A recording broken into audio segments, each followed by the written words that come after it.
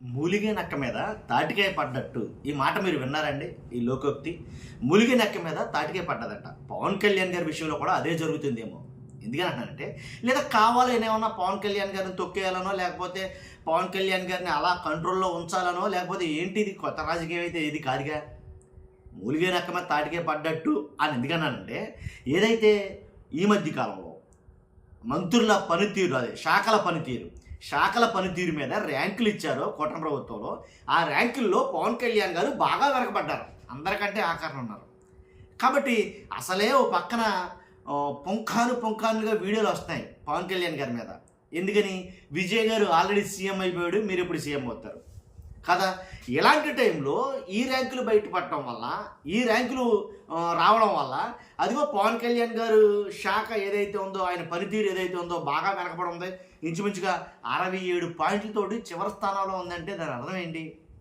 మరి ఇప్పుడు నేను అన్నమాట కరెక్టా కాదంటారా? ఎందుకంటే మూలిగే నక్క మీద తాటికే పడ్డట్టని. కాబట్టి దీని మీద అయితే మనం మాట్లాడబోతున్నాం. మీ అభిప్రాయం ఏంటో ఖచ్చితంగా కామెంట్ రూపంలో తెలియజేయండి.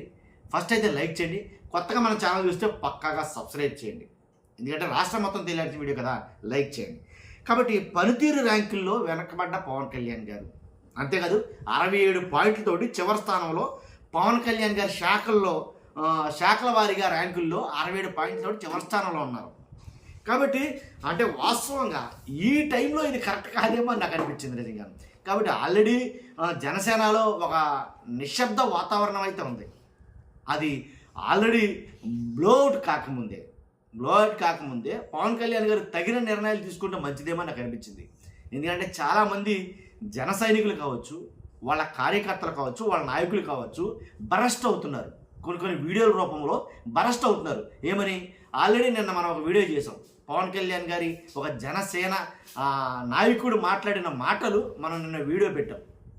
కాబట్టి దాంట్లో ఆయన మాట్లాడాడు, ఇంకెంతకాలం పవన్ కళ్యాణ్ గారు మమ్మల్ని ఎన్ని జెండాలు మోయమంటారు, ఇంకెంతకాలం మీరు సీఎం అవడానికి మీకు ఎందుకు ఇష్టం లేదు అని చాలా రకరకాలుగా ఆయన బాధ, ఆవేదన, మొత్తం ఆక్రోశం అంతా వెళ్ళగెక్కాడు. కాబట్టి దీన్ని బట్టి నేను అడుగుతున్నది ఏంటంటే, పవన్ కళ్యాణ్ గారు సీఎం కారు, పవన్ కళ్యాణ్ గారు సీఎం అవ్వరు. ఎందుకు చెప్తున్నారంటే కనుక ఆయన చెప్పిన మాటలేనండి. ఇదో నేను సీఎం, ఇప్పుడు నాకు సీఎం అవసరం లేదు, మన సీఎం గారు చంద్రబాబు నాయుడు గారు, పైగా 1 టర్మ్ 2 టర్మ్ కాదు, 15 సంవత్సరాల పాటు ఆయనే సీఎంగా ఉంటారు. ఆయన తర్వాత లోకేష్ గారు ఉంటారు. కానీ మరి పవన్ కళ్యాణ్ గారు ఎప్పుడు సీఎం అవుతారు? దీని మీద పెద్ద చర్చ అయితే జరుగుతుంది ఆంధ్రప్రదేశ్లో. మరి ముఖ్యంగా విజయ్ గారు ఆయన పోటీ చేసిన స్థానాలతోటి అప్రాతిహతంగా గెలిచి సీఎం కాబోతున్న ఈ తరుణంలో పవన్ కళ్యాణ్ గారిని టార్గెట్ చేశారంటే ఎలాంటి సందేహం లేదు. ఆయన మీద ఎక్కువ ట్రోలింగ్ నడిచిందన్నమాట వాస్తవమే. ఏంట్రా కారణం అంటే, మీరు ఎప్పుడు సీఎం అవుతారు? అదే ట్రోలింగ్ అంటే వేరే వ్యక్తిగతం కానీ వేరే పర్సనల్ కానీ ఏం జరగలా. సీఎం పవన్ కళ్యాణ్ గారు అవుతారా అవరా? ఎందుకని అవరంటున్నారో, మరి మిమ్మల్ని నమ్ముకున్న వాళ్ళ మాట ఏంటి, మిమ్మల్ని నమ్ముకున్న వాళ్ళ పరిస్థితి ఏంటి, మీరు ఎప్పుడు సీఎం అవుతారు అని అయితే మాట్లాడతారు. పోనీ అలాగని సీఎం మాట పక్కన పెట్టేసి పవన్ కళ్యాణ్ గారు అసలు ఖాళీ లేకుండా, గ్యాప్ లేకుండా ఆయన పనితీరులో, ఆయన ప్రయాణాల్లో ఆయన ఉంటే, ఇక్కడ శాఖల వారీగా ర్యాంకులు చూస్తేనేమో ఎక్కడో వెనకబడి ఉన్నాడు ఆయన. అర్థమైందా? కాబట్టి దాంట్లో ఏమన్నా ఫస్ట్ వచ్చిందా అంటే అది లేదు. హైప్ మాత్రం అంటే జనసేన కొన్ని సోషల్ మీడియాలో కావచ్చు, జనసేన హ్యాండిల్స్లో కావచ్చు, ట్విట్టర్ హ్యాండిల్స్లో కావచ్చు, పవన్ కళ్యాణ్ గారికి ఇస్తున్న హైప్ మామూలుగా ఇవ్వట్లా. ఇక్కడ పనితీరులో చూస్తేనేమో ఆఖరిని వెనకబడ్డారు బాగా, ఆ లాస్ట్ మనమే.